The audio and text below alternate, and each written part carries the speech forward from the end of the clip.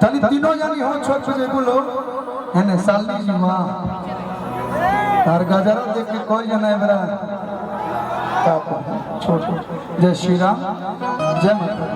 देखिए यही भोजपुरी ठाठ में कैसे कमर लगी गीतिया पते चाल तो ताली बजा के हेलो ओए कैमरा मैन हेने मुंह बाग लगता तीन गो खचर खचर हेने एगो हूं ना ऐसा बुझा तक जमाल करे हो तो लोग साली जी शिल्पी जी हम रास्ता से दुल्हन है शुभम हो अरे किया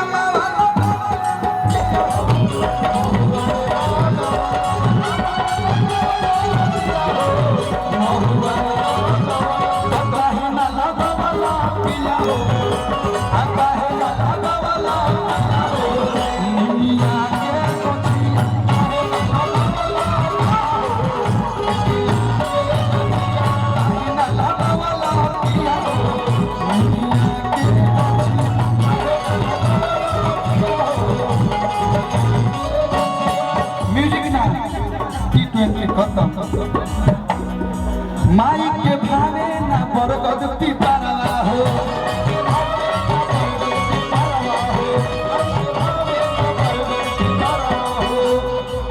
ओढ़े ललकी चुनरिया हो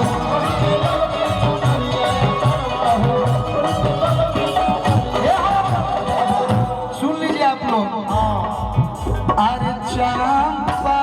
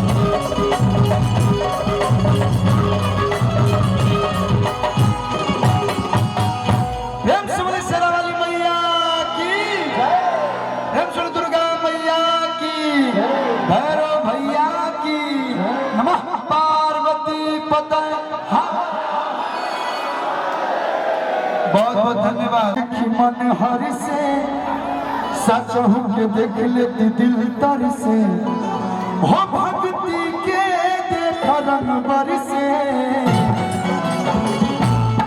माई के मंदिर में और लास्ट में बोले रानी भैया आइल बा कलुआ बक्सर से ये जगह का क्या नाम है रांची तो मालूम है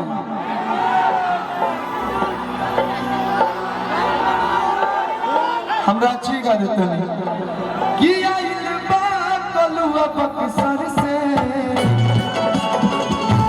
झारखंड के राजधानी रांची रेडी 1 2 3 4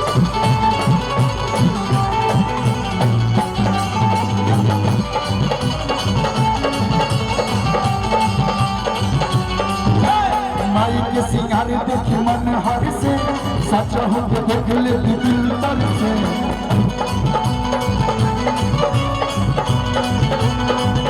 माई के सिंगार देख मन हर से सच हो के देख ले दिल तर से भक्ति के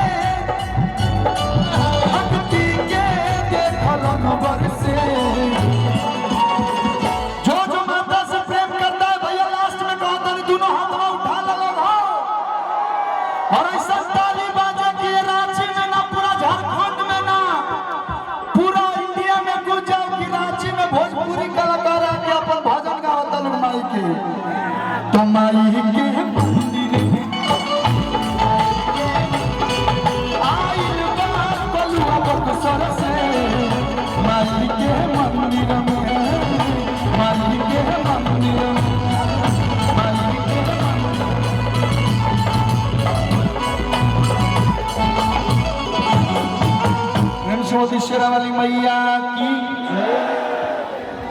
उससे माई के ना करा जा भराई,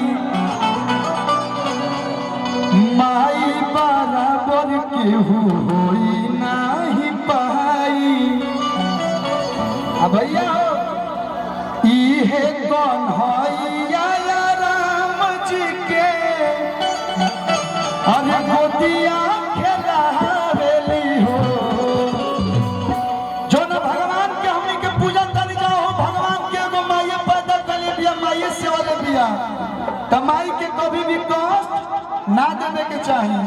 इहे कौन हैया राम जी के, अरे गोदिया खेलावेली हो। ए भाई हो माई श्री भगवान जी के धरती पलावेली हो। ए माई हो श्री भगवान जी के धरती पलावेली हो। त माई के कभी भी कष्ट भैया ना देवे के चाहिए। रउआ कतनो धाम कली घर के माई खुश नहीं के तो कुछ ना हो पाई। तो माई की सेवा करी, माई जो हमने के पैदा के लिए बिया। लास्ट में एक लाइन, नवरात्र में ना चल जाई साथ में, चुनरी बांध के आजा सोना माथ में। भैया अकेले मत आस्था जी, क्वीन सालनी आपकी बेस्ट फ्रेंड है, नए नए में यो हो जाइए कि अरे सखियन के ले यहाँ साथ में, सखियन के ले यहाँ साथ में, चुनरी बांध के आजा सोना माथ। अच्छा किसकी शादी हो चुकी है? किसी की नहीं। मैं ही एक शादीशुदा यहाँ पे मर्द हूँ। आप लोग के लिए भी कोई ना कोई पूजा कर रहा होगा। के आरती उतारेली। आस्था जी, शिल्पी जी, सालनी जी, कोई पसंद है तो चुन लीजिए। कि मना जोग पावे खाती पिया, कि रांची वाला पावे खाती पिया। 1 2 3 तीनों दिया बारली। ये लोग स्विफ्ट और डिजायर से नहीं आती हैं, अनाई फॉर्च्यूनर से। चढ़ के आवेली गाड़ी किया में ही पिया मिलेगा। चढ़ी के आवेली गाड़ी किया, सोनावा दिया बारली। Thank you so much, जय माता दी।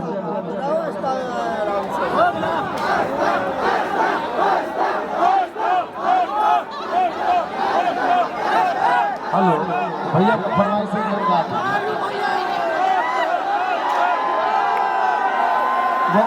प्यार है, रो मत पगली, हंस मत पगली, प्यार हो जाएगा। रो मत पगली, नहीं तो घर